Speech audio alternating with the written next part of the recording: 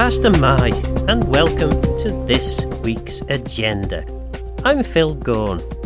Politics, not only important, but lots of fun. No, really.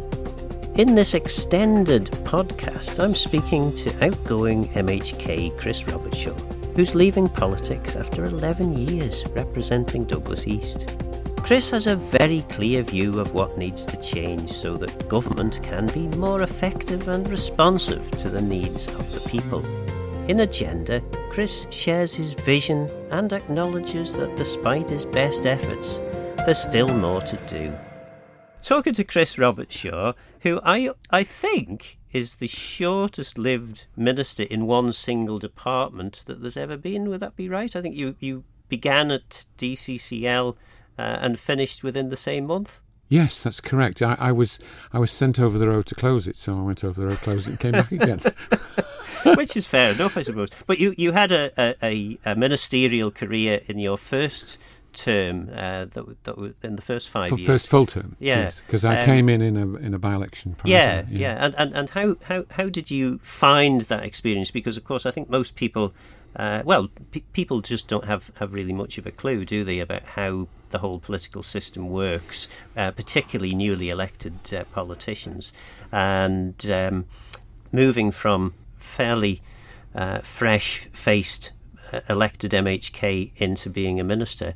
That happened fairly quickly for you, didn't it? Oh, very quickly. But and it was a difficult area because it had adult elderly care, children and families, housing, social security, mental health. It was a basket of all the really difficult things, but it was an extraordinary training ground. I didn't expect to end up on that side of politics. With my background, I sort of expected to end up in Treasury or DFE or something. But You may vaguely recall the first time I stood up and spoke to a motion, and it was a ridiculous hour, like 20 to midnight or something. And they don't do that anymore. And I finished it. The debate finished at 20 to 1, and it was about children and family issues, which, when I came into politics, I was absolutely appalled by. And of course, we were still, you and I and the rest at the time, were still mindful of the horrors of Samantha and George's experience. So that sort of ended up, after the election, Alan saying to me, will you do social care? Which I did, and my God, was it a fast training ground, strangely enough, about what doesn't work in government. Yeah. And that was the issue, and it came front and centre for me, that the bits of government just don't add up, and people who needed help, being all the areas we've just discussed I was responsible for, didn't transcend beyond the department into other areas. There was nothing. It's a really cliched phrase, but none less true for it, and that is it just isn't joined up government at all. And so very early on, my focus went to what on earth is wrong with government, and of course I've stuck with that principle all the way through, and it's still a problem. And one of the aspects of your time as a minister that I certainly remember was your insistence that you didn't need lots of members in the department. There does seem to be I don't know, is it seen as a training ground for politicians, or is it almost like an indoctrination, perhaps? Your latter word is more correct. I've done ministerial work, but I've never been a member of a department, and I absolutely don't believe in it. I didn't believe in it then, and I certainly don't believe in it now. What I believe is that there should be a minister for each division of government, not department, division of government, and there needs to be a deputy minister, and that's it. After that, it's one of the chairs of the other statutory boards, or it's serving on the now much more developed policy review committees, which, because of work we've just completed, is on equal standing now with future departmental work. And the ideal scenario for a politician coming in and trying to become a good politician for the greater good of the people who put him or her there is actually to be as early as possible a deputy minister and also on policy review work, because what will then happen is they would have the critical eye on the policy review side and an understanding of the executive side as a deputy minister. It's really quite bad to put people in delegated power roles within departments, because it trains them absolutely the wrong way. It drives me insane, because it encourages them to think they're almost like managers, and we're not managers. Absolutely. We're not there to manage. We're there collectively as a group with all our different opinions to arrive at a view as to where we believe the Isle of Man should go. And what happens is as a departmental member is that person gets sucked in, as I say, to repeat myself, almost like a manager, and then becomes incredibly defensive of little parts of government or elements of departments or departments as a whole. And that's the beginning of the incorrect methodology for developing our politicians. They're trained the wrong way. I purposefully kept myself clear of it, and as you know, when I felt I could no longer deliver a role as a minister, I stepped back and tried another route. But Council of Ministers will, or Isle of Man government, but of course I can't use the phrase Isle of Man government as a collective single thing, because it doesn't exist. But well, I'm going to stop you there. I mean, lots of people don't know that out there. Yeah. You and I know that, but if you and I got ourselves into difficulty with government and decided to sue them, we couldn't. We would have to sue a department, because we've actually got 8 little governments, each fiefdom, each with a minister that is the department, and each, importantly, with a CEO whose preoccupation and primary role is to protect and defend and lead that particular legal entity. Yes, even to the extent that ministers almost are required to be in conflict with each other in certain instances. You know, if the DEFRA minister, for example, is the champion of the environment, trying to protect the environment, but the economic development minister wants to develop the economy, and that requires trashing certain parts of the environment. In effect, the two ministers can actually, I mean, this is a very extreme example, but it's fair enough, they would be fighting each other. You know? Well, it negates positive government, because you and I sat together around the Council of Ministers tables and we saw exactly that happening. Different ministers popping up with what their department was leading on, but they almost, if you of course you can remember, they arrived as almost fait accomplis that Council of Ministers agreed or disagreed on. But if you step right back from that and have a structure that really works, the Council of Ministers should be assessing at the beginning the top 9 big issues that they wanted to work together on and agree that before they, as it were, stepped fully into the arena and started delivering. And if that happened, then you would have a situation where ministers were forming around a central a key policy together and making it work together, rather than this sort of siloed effect where individual ministers were bringing these things forward and other ministers were going, yes, look, I'll agree with you there if you agree with this. Completely and utterly the wrong way forward. Does government fully realise what's happened in Tynwald in terms of the equalisation of pay, so that after the election there's no incentive at all for politicians to be part of government? Has there been any consideration as to what impact that's going to have? Why would anyone in their right mind want to take on, for example, being minister in DOI, or indeed deputy minister, or one of the members in that department, when there's there's not going to be any financial incentive? Well, if you were a minister or a deputy minister, which I hope comes to pass at some stage rather than a silly departmental delegation thing, if you were part of a Tynwald and an executive that had come together around its consolidated issues, then there would be an awful lot more working together against the big picture issues than there currently is, where ministers are sort of thrown in and expected, because of their background, bad training, to defend their department even when perhaps they don't agree. So there's a deal of work to do to formulate what those key issues are.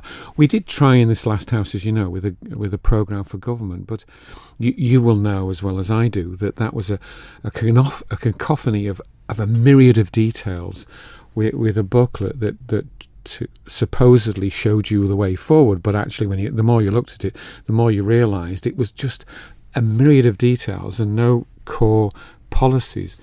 And so one of the things I did just as we were closing down was encourage the new members, as once elected, to spend another week thinking about who they wanted for Chief Minister and why. And that extra little bit of a delay should help, because, from way back, when you first go in as a new member, it's almost a question of how you find your office, never mind working out who should be the new Chief Minister and why.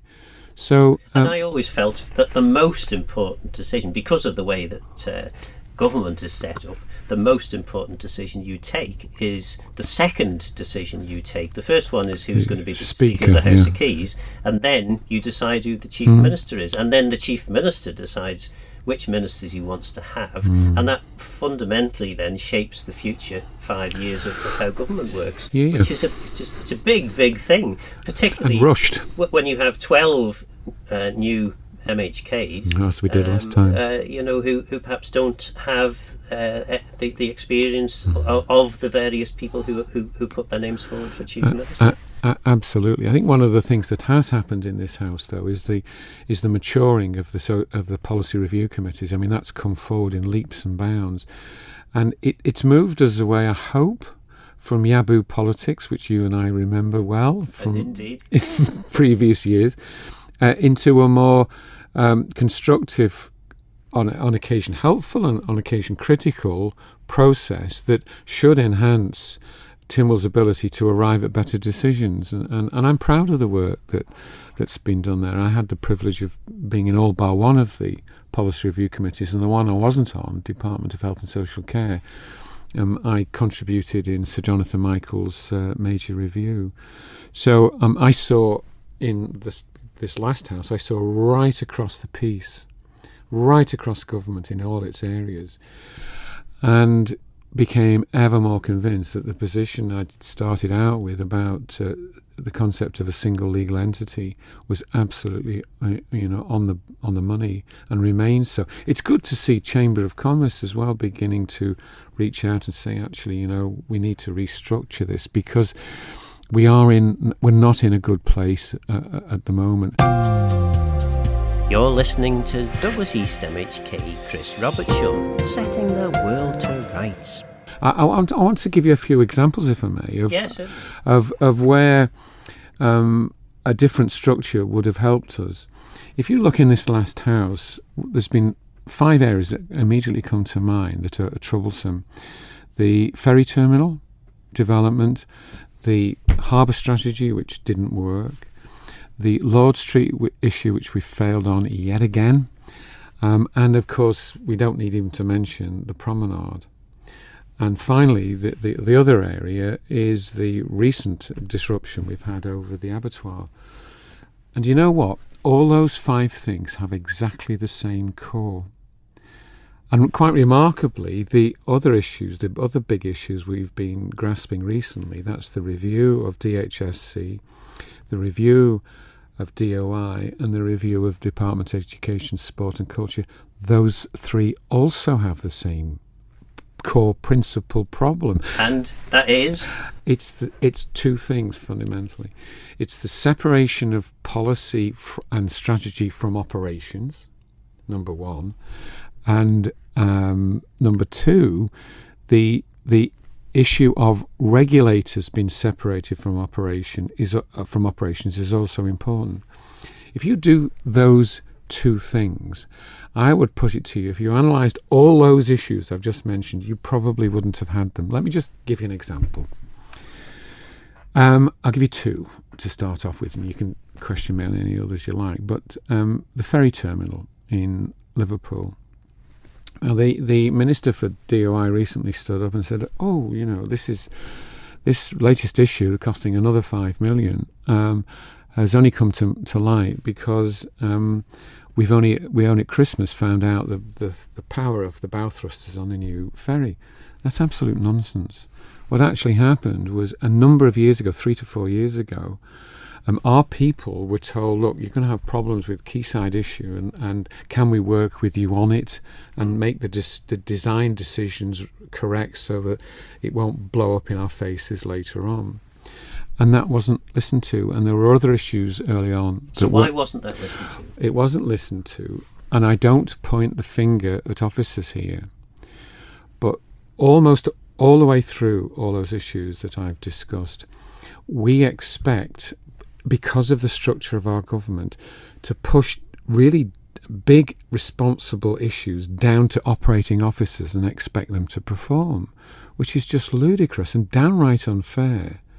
And we had what we put up against terribly experienced Peel Holdings and Merseydocs people and all of those who were on home ground. It's Liverpool, so let's talk about football. They were Premier Division operators at a home game, and we sent Third Division people as an away game, and we expected to succeed. It wasn't fair. Yeah.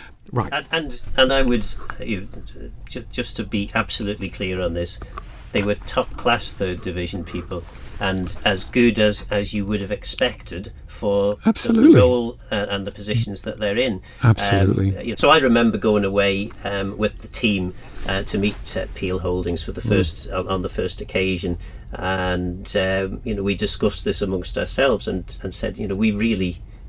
If we are expected to do this properly, we will need really good people to advise us on how to go through this process, because it was very clear that we didn't have the skill sets to negotiate multi-million pound property developments in a different country.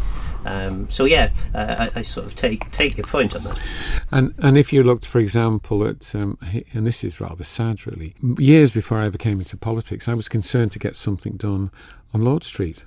We're still waiting. Yeah. I mean, I'm sort of disappearing into the wild blue yonder as an old has-been, and yet we still haven't got Lord Street done. I have to say, I did have a wry smile when one minister or other, I forget who it was, got up and said, we've got a cracking deal now and it's definitely going to happen. And I thought, how many ministers before and since are good? Yeah, right. What went wrong there? Exactly the same thing.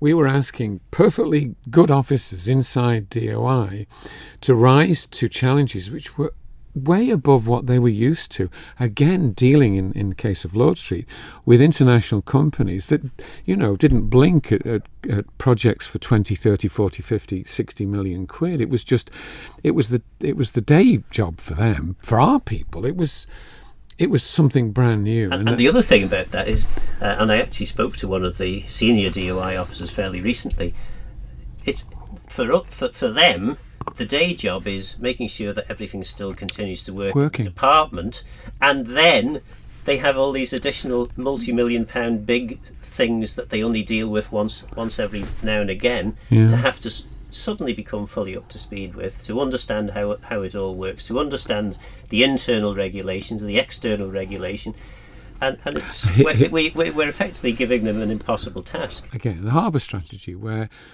DOI brought an £80 million scheme to Tynwald, and Tynwald agreed it, and it was completely wrong, and it came from the wrong end, and it was senior officers within a department doing their best within the terms of their understanding of situations, but didn't enjoy the external, as it were, acerbic assessment at the appropriate time, or even more importantly, it should have gone to them in the first place and then be adjusted and trimmed by significant local operational knowledge. In other words, it was back to front.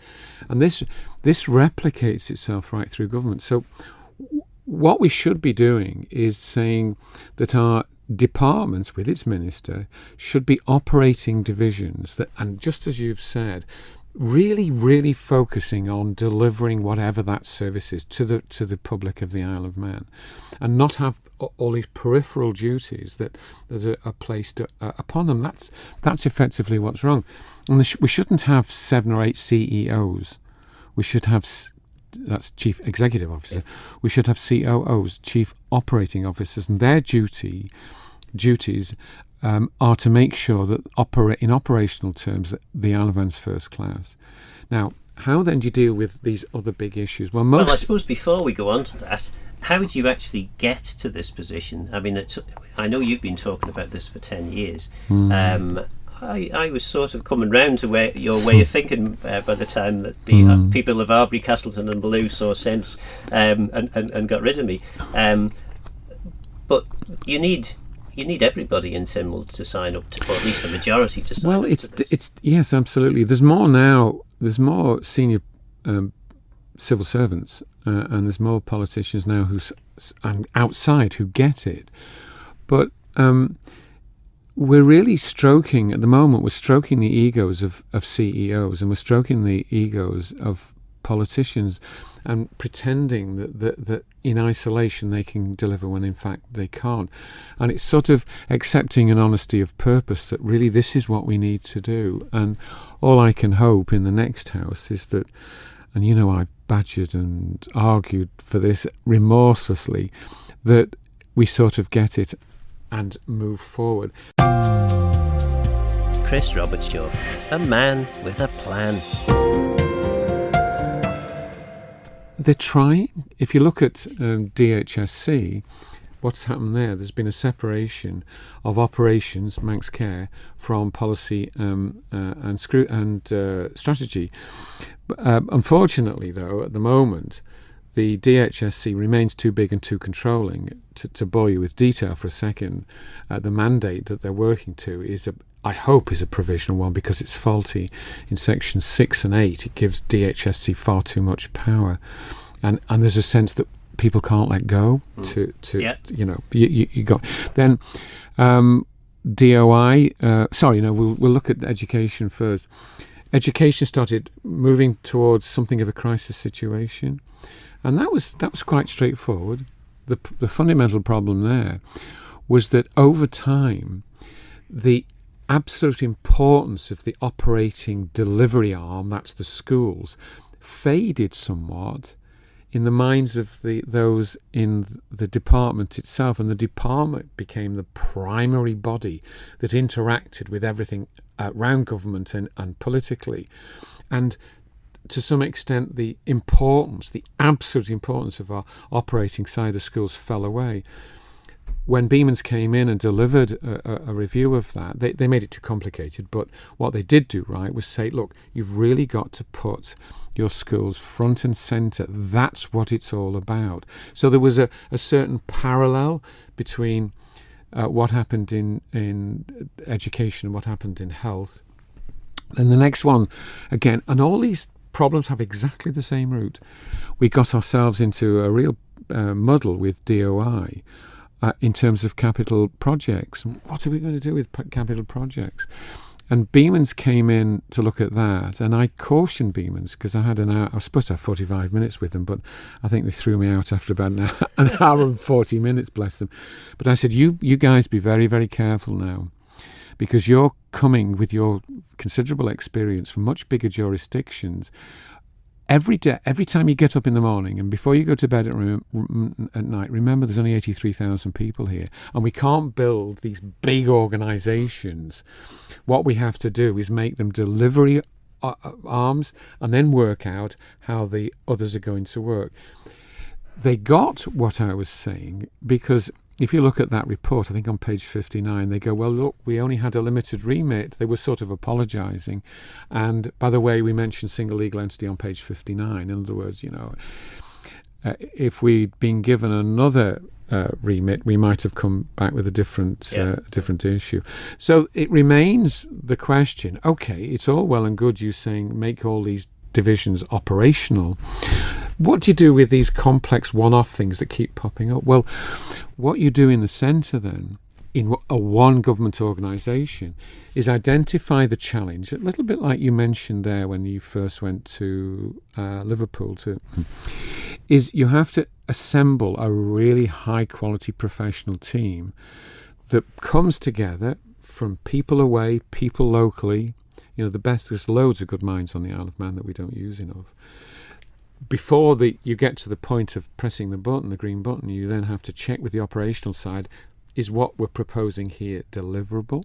And you get all that together, and once you've delivered that project, you then deconstruct that team and put another team together for the next project.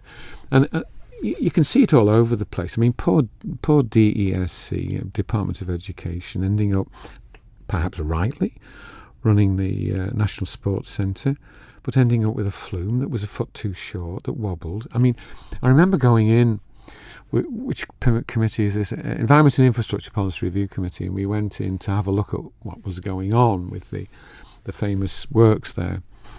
And I rocked up with Claire Barber and I can't remember, it was Rob Collister or Rob Mercer at the time. I think we changed over because Rob had gone elsewhere. Rob Collister had gone elsewhere. And we walked in, and we met a group of officers looking somewhat nervous. There was a group of them, and I said, "Okay, guys, so who's the project manager?" And they all looked at each other. No, honestly. And yes, but I said, "Okay, let's drop that bit. Let's look at the snagging list. Who's responsible for the snagging list?" Silence for a moment, and it was, well, this person does that snagging list. There's a number of snagging lists, and that person. And in my head, I went, "Oh my God," you know. Anyway, then we were waiting for somebody else to turn up, so I sat down in one of those seats overlooking the pool, and the seat rocked, and I got off. I had a look underneath, and two of the screws came out from below. And then we walked round the pool, and the tiling round the pool was uneven and therefore captured water, which means effectively that it could potentially be a breeding ground for transmission of infection from foot to foot. And I thought, this hasn't been snagged at all. And then we went over to the flume, and it missed the bottom, and then we climbed up it, and it was wobbling away. And then when we got to the top, we could see down into the changing rooms, the girls' changing rooms, and I thought, oh no, this is just not where we should be. The point is, should the Department of Education, that's absolutely concerned with delivering the best possible education system we can bring together, should they really be worrying about these sort of things? The answer is no, but because that is allocated to Department of Education, that's where it goes.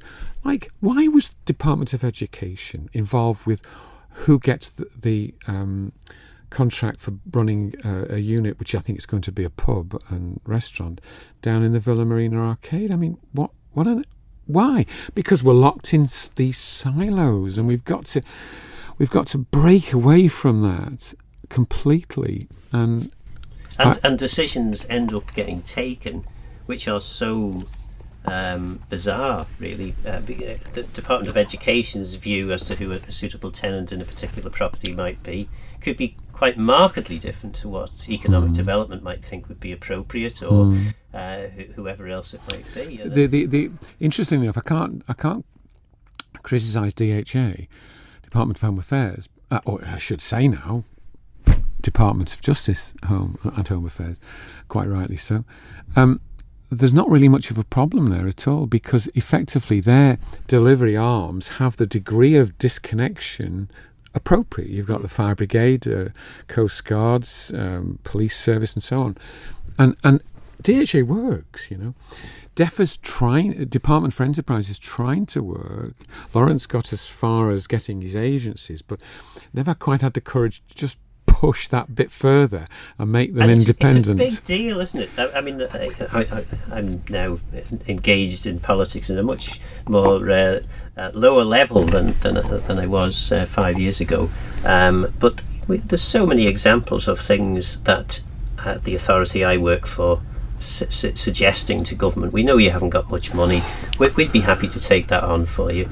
But incredible reluctance to let go. The public, and I know because we've had some great examples in Arbury and Rushen of volunteers getting together and doing stuff, and they love it. They love being asked and getting the opportunity to be engaged with things. But senior officers particularly in central governments, seem terribly reluctant to let go of anything. But haven't you touched a truth there in that question? And the truth is that government just keeps growing and it just won't let go of things. You're listening to Chris Robertshaw. And now, smaller, smarter government.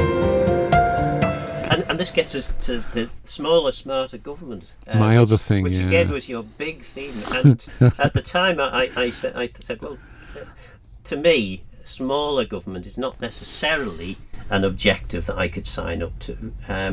But if smaller government was capable of delivering all the things that I wanted, then of course that seems like a good idea. Well, it can. And I think there's plenty of examples around the world which shows that you can have small, efficient government. And the Isle of Man, if the Isle of Man can't do smaller, smarter government, then who else in the world is going to be able to do it? Nobody. I would agree. Nobody. But we just keep growing. I mean, and it's almost like we want to mirror everything that happens in the UK, which is a massive country compared to ours, and needs a large bureaucracy to manage everything. Or maybe it doesn't, but you can almost understand the justification for large bureaucratic processes. Well, I mean, the latest example, and it blew up in the last Tynwald, and that was the issue around the abattoir. And although we were told, this is an with great confidence and conviction, this is an arm's length company. It's nothing. It is nothing of the sort. It's each individual director bar one is appointed by the DEFRA minister, and this is where we come to this whole thing of regulation.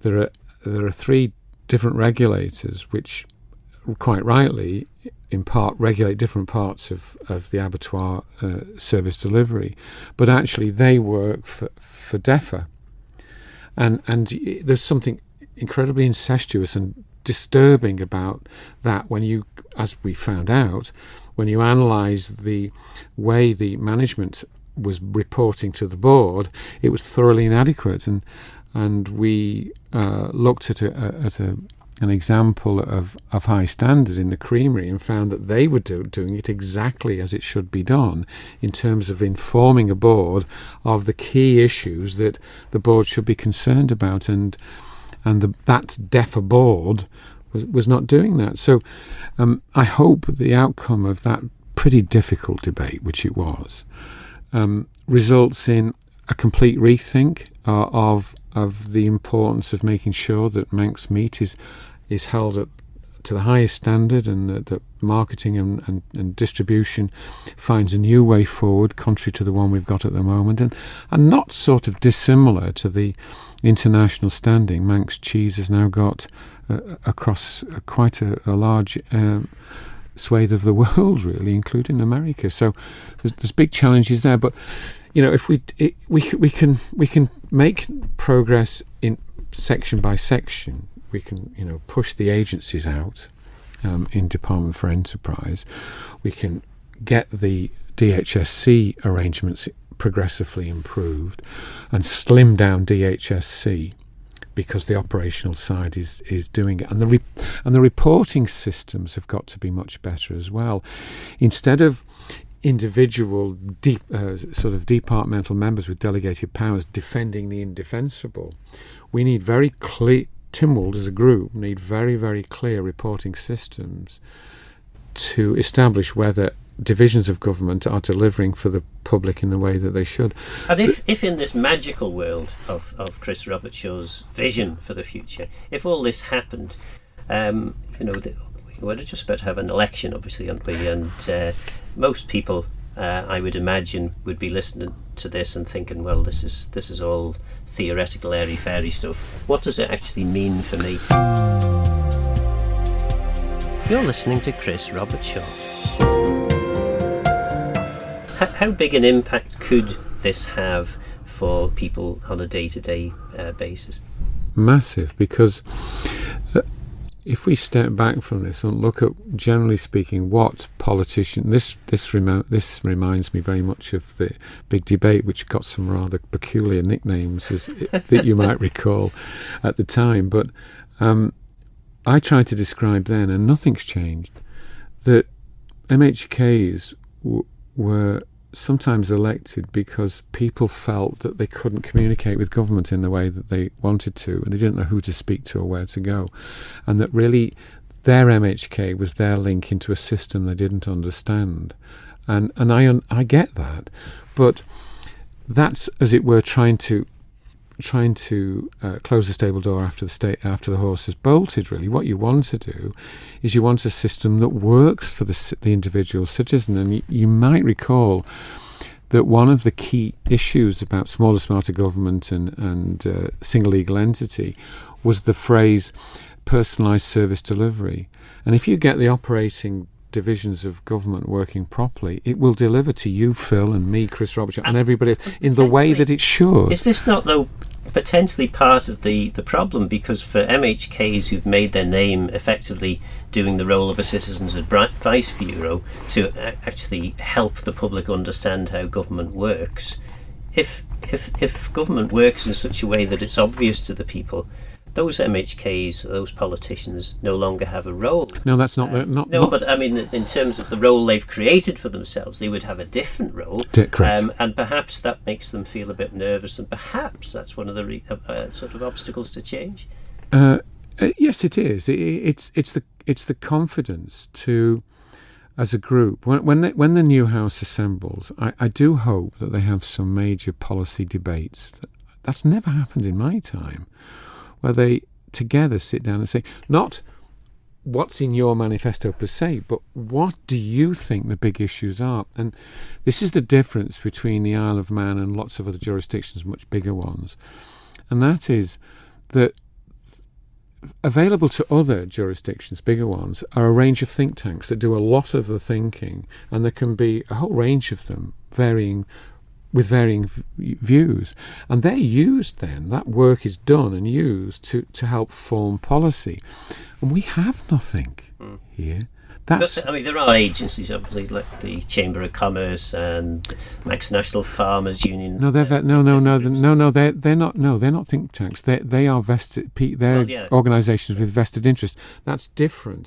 What we have to do is reach out to get the best possible advice to inform Council of Ministers and Tynwald as a whole, to make sure that we're steering a path. The best example I can come up with off the top of my head as we speak is the importance Singapore attaches to really intelligent thinking. I mean, if you go back a number of generations, Singapore was little more than a tiny harbour and a set of mud flats in the middle of nowhere particularly, except it was at the crossroads of a lot of shipping routes. Look at it now. It's one of the big economies of the world. I'm not saying we want to do that here at all. What I'm saying is it's the ability to seek out the right advice that really matters. One of the things that Singaporeans do is that they identify their lead bureaucrats, their lead civil servants, and they send them away to the best possible jurisdiction in that area to learn the best possible processes. Do we do that here? What we do is, and I've seen this and it's heartbreaking really, I've seen lots of really good people come into government and become frustrated and go, and they're the leaders of the future. And we have to have a clear path for those young people to encourage them to believe there really is a valuable career in the civil service that will help them play an incredibly important part in the future. At the moment, the way we promote isn't the best. So how? I mean, I suppose you could argue it's a negative sort of message we're getting here. The general thrust of this discussion is there's a whole load of really good stuff that if it would only happen, things would be better. Are there any glimmers of hope? Are there any signs in the last 5 years that things have taken a turn in the right direction? I think some of the things, yes, is the short answer. I didn't engage in this conversation with a desire to appear pessimistic. No, I didn't mean negative in that way. Okay. Yes, I do, because I think there's a growing understanding of the importance of separating operation from strategy and policy. We've taken that step with regard to the policy review committees. We've seen what happens when we don't apply ourselves properly to major capital projects. I think we're on something of a journey now, and others have. I mean, when we produced the single legal entity committee, which was a subcommittee of the Council of Ministers, 8 months later, Jersey converted to a single legal entity, nearly blew themselves out of the water because they rushed their fences. They'd read the report and taken other advice as well and thought, oh, this is what we've got to do, and they rushed their fences. Guernsey went another route, if you recall. They went back more or less to committee, political committee, remember that? And then they had their moment, on the road to Damascus, as it were, the Damascene conversion, where they thought, oh, God, no, that's not the right thing to do. And all overnight they turned turtle as well. I hope we're doing it somewhat differently, more carefully and more steadily. And I think this whole movement about what does good government for the people really look like is starting to inculcate itself into our structure. So overall, maybe I'm a fool, but I am optimistic. So 5 years' time, are we going to see a single legal entity, i.e. the Isle of Man government will exist as a single entity? Are we going to see the radical reforms that you're talking about? I hope so, except that they won't look particularly radical. They will just be incremental and progressive, and then at some stage we've done so much, because I'm no longer part of it, but they've done so much work. They go, well, this is a bit silly. Why have we still got sort of 7 or 8 legal entities? Put it the other way around. If you and I were sitting here and we had a single legal entity as one government with the citizen at the forefront of that, and sort of lateral communication going on so that that citizen had the services, was recognised as an individual, and therefore felt, my government cares about me. If we had that situation, what on earth, Phil, would persuade us to say, oh no, that's not the right way, we'll have all these little legal entities and little government? We'd say, no, that's silly, isn't it? So much, though, of what happens in government, you wouldn't start from that position. That's the Irish joke, isn't it? Yeah, if you were designing a government, you certainly wouldn't have designed it in this way, but because of history and because of the general way in which things have changed, and for good reasons, decisions have been taken on small issues which then result in things getting set in stone, and you end up with the system that we have. True, but you asked me, is moving over to smaller, smarter government and single legal entity and a focus on the individual citizen as the main aim, I would say we can do it. Tynwald's an extraordinary thing when you think about it. That this small community here can decide its own future. Absolutely. Just absolutely. No, it's quite amazing, isn't it? It's stunning how much you can achieve, yeah. And perhaps the frustration that a number of people who deal with government feel is that knowing what that potential is, it's sometimes a little disappointing that it doesn't happen. I think it'll require a degree of humility as well, though, because when we talked about it earlier, so I don't want to go back there and repeat anything, but I think there's too much effort put into playing to political egos, stroking political egos at all levels. And also, there's too greater an opportunity for civil servants to inculcate, sort of get themselves into the CEO position and say, right, here and I stop and no further sort of thing. And if we gave way to a much more, a clearer approach to caring about the service, with a little bit more humility, that would help. And most importantly, and I think you've said this, caring about the people who use the service. Absolutely. Because all too often, again, you come across examples where the service and the way in which the service is delivered is more important than the actual service that people receive. Yeah, well, I think you've heard me say as well many times that I asked the question, is government there for the people, or are the people there for government? And sometimes you fear it's the latter. It does feel like that on certain occasions. Yeah. You're listening to Chris Robertshaw. So, you're about to leave politics. You've obviously been a very political animal, I'm guessing, all your life. So it's going to be difficult, but are there things that you'll be able to look back at and say, do you know, I did that, or I managed to achieve that, or I persuaded people on this particular No, I'm afraid I'm a bit of a fail, really, because what I'd set out to try and achieve, once I understood what needed to be done, hasn't yet happened. All I can do is go home, live the rest of my life, and keep my fingers crossed for the greater good of the Isle of Man. But I'm looking forward to it because I'm sort of institutionalised, really. Some won't realise or know, why should they, that I set out in life I was going to be a priest, and I've quickly realised they'd have been great sermons. And the endless sermon it would be entitled.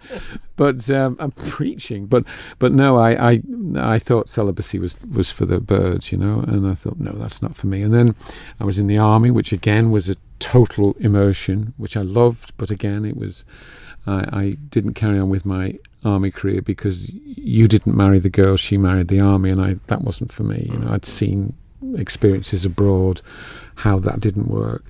It's better now, I hasten to say, much improved. And then I went into hotel keeping, which is 24/7, and then, as you well know, politics is 24/7. So I yearn for the opportunity to step back from all of that and have a, if it's at all possible, a nice time with my beloved wife, Joan, who's supported me all her life. Well, I've enjoyed that. I hope the listener has enjoyed it as well. And certainly if at some point during your happy retirement you feel the urge to share your wisdom, you'd be more than welcome back on the programme. Well, I'm sure your listeners will say, well, yeah, but not too often. That was Chris Robertshaw, a man with a plan. He may have failed to deliver his plan, but his vision will shape the future of Manx politics, I'm sure.